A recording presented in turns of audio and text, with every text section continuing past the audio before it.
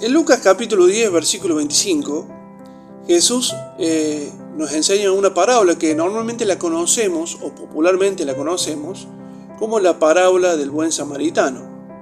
Jesús le está explicando, enseñando a un intérprete de la ley qué es lo que es el prójimo, qué es lo que es el amor al prójimo. En esta parábola aparece en escena uno que descendía de Jerusalén a Jericó y fue asaltado, fue golpeado y fue tirado allí. La Biblia dice que lo dejaron como medio muerto allí. El segundo personaje que aparece allí es un sacerdote que oficiaba en el templo, que conocía la ley, que tenía un cargo muy respetado, que supuestamente conocía la sensibilidad, la necesidad de la gente, que supuestamente tenía en él el amor de Dios. Pero él lo vio a este que estaba allí medio muerto y pasó de largo, no hizo absolutamente nada. El segundo personaje que entra en escena es un levita, que también oficiaba en el templo, que cuidaba el mantenimiento del lugar, la música, los utensilios, pero también lo vio y pasó de largo. Alguien que conocía de Dios, en teoría. Y aparece en escena otra persona más, el tercer personaje, un samaritano. ¿Y por qué digo el samaritano? Porque el samaritano, tenemos que hacer un poquito de historia y saber que ellos fueron invadidos por los asirios. Los asirios se llevaron a la cautividad a judíos que vivían allí y dejaron gente propia en ese lugar. Con el tiempo se hizo una mezcla de razas allí, eran mestizos.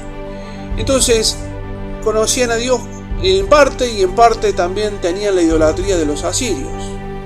Entonces había una mezcla allí. Entonces para un judío era algo repugnante tener que hablar con alguien de Samaria. Entonces evitaban pisar ese lugar, mucho menos tener contacto con un samaritano.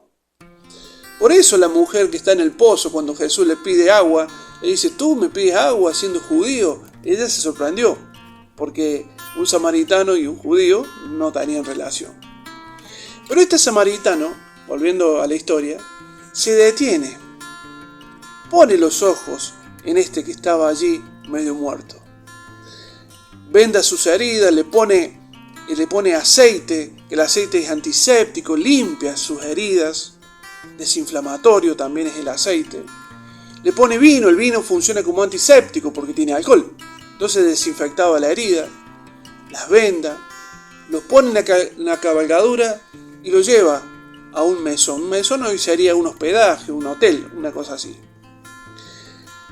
Es evidente que este samaritano era un comerciante, tenía algún negocio, algún trabajo, porque no podía quedarse a atenderlo. Pero le dio 2 denarios al mesonero para que lo cuidara. Y cuando volviera él de ese viaje, le iba a dar el resto que hubiese gastado. Cabe acotar que cada denario era un día de trabajo.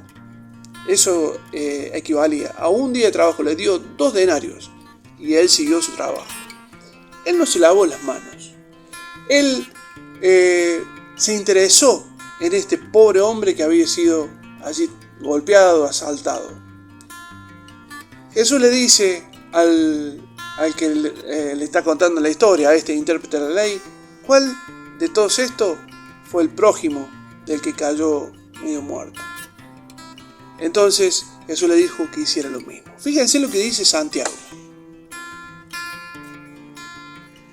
En Santiago capítulo 2, versículo 14 dice: hermanos míos, ¿de qué aprovechará si alguno dice que tiene fe y no tiene obras?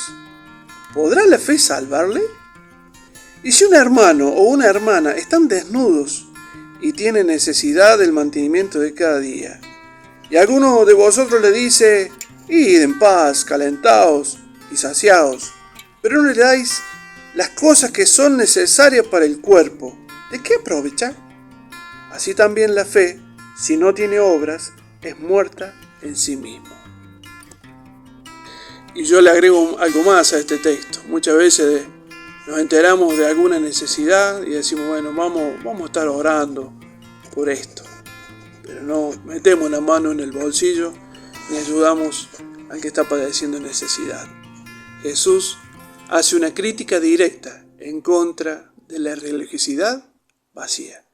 Seamos discípulos, como el samaritano.